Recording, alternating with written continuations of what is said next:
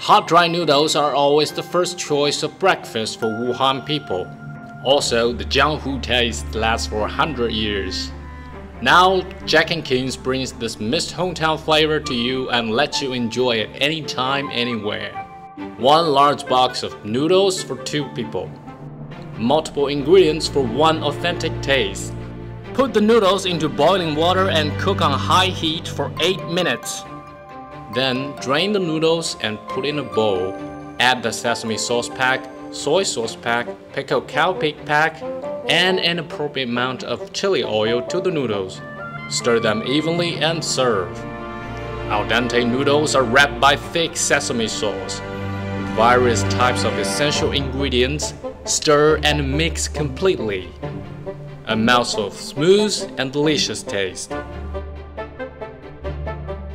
Jack and King's, a taste of China anytime, anywhere.